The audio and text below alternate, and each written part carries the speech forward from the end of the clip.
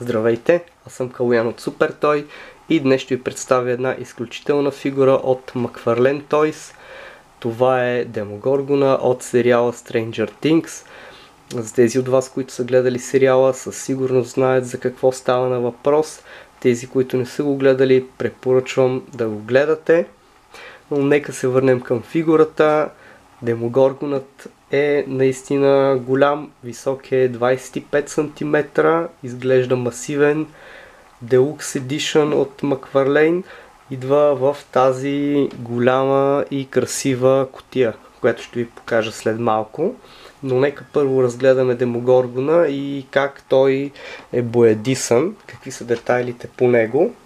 Това, което на мен ми направи впечатление е, че наистина от McFarlane много са се постарали с боядисването и с релефите на тази фигура.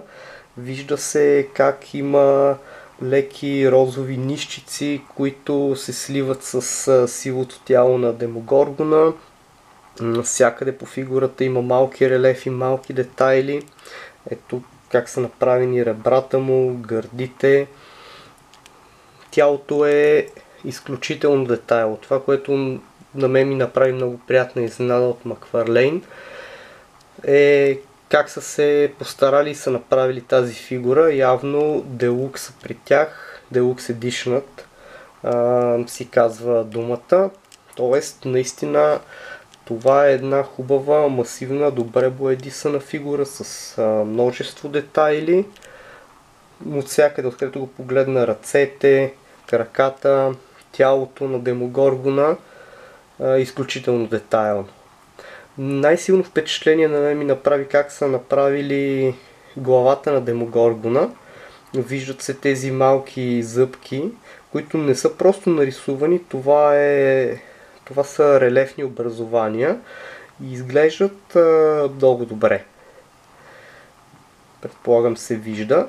Другото много интересно е как са направили устата по средата на Демогоргона. Има някакъв по-плътен слой лак, с който изглежда сякаш, че наистина Демогоргона има течност в устата. Поне аз, когато се загледах за първи път, това ми направи много силно впечатление и е страхотен ефект за самата фигура. Главата е изключително детайлна. Това няма никакъв спор. Тялото също е много добре направено. От тази гледна точка, като боядисване, като детайли, релефи по тялото, давам най-високата оценка. Наистина изключително качествено изпълнение. Нека сега да видим ставите на Демогоргона. Те са стандартни, не е нещо невероятно. Забелязва се от тази става, че са тип револвер, т.е. може да, въпреки че не прещракват както го места, но ставите са твърди, но достатъчно раздвижени, за да го нагласите в поза, в която искате и те да стоят стабилно, съответно в тази поза. Ето, например, ръката на китката се мести на етапи. Има 3 стави на ръката, едната за рамото, може да виждате нагоре, надолу, настрани, съответно една става за лаката и една става за китката. При краката е същата работа, не могат да се местят много добре на позиции. Не, всъщност може, премества се и е доста, но трябва малко повече усилие. Това е за да може да крепи Демогоргона, защото наистина фигурата си е голяма и масивна и без по-твърди стави не би стояла изправена. На краката имаме една става тук. В коляното стандартна става не са двуслойни, т.е. само една. И става в тази. Другите две ставички, които не са толкова раздвижени, но пак може да нагласите Демогоргона, са долу в кръста и малко по-нагоре под гърдите в торса. Ето и тук като гръб, може нагоре и надолу. Също така става за главата, наляво надясно, нагоре и надолу. По-скоро не може, но според мен даже и не е необходимо.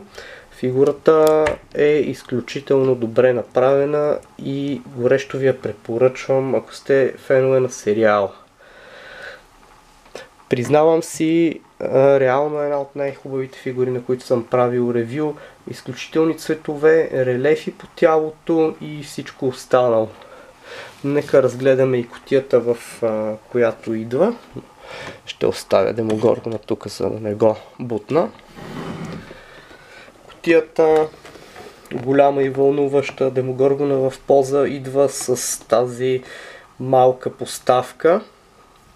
Поставката според мен не е достатъчно голяма и малко трудно се закрепя Демогоргона за нея и изисква малко усилия, докато го направите да стои прав, да го нагласите да стои прав дори и с тази малка поставка, но поставката помага веднъж, щом намерите неговата поза, всичко ще е наред.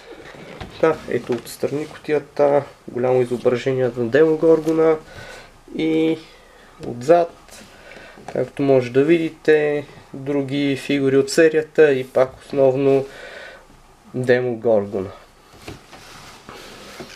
От тази страна също нарисувани останалите герои от сериала. Фигурата идва в тази страхотна кутия. И самата фигура също е страхотна. Благодаря, че гледахте. В заключение ще кажа, че абсолютно си заслужава. Може да е малко по-скъпа, но въпреки това фигурата е страхотна. Отново благодаря, че гледахте и до следващия път. Чао!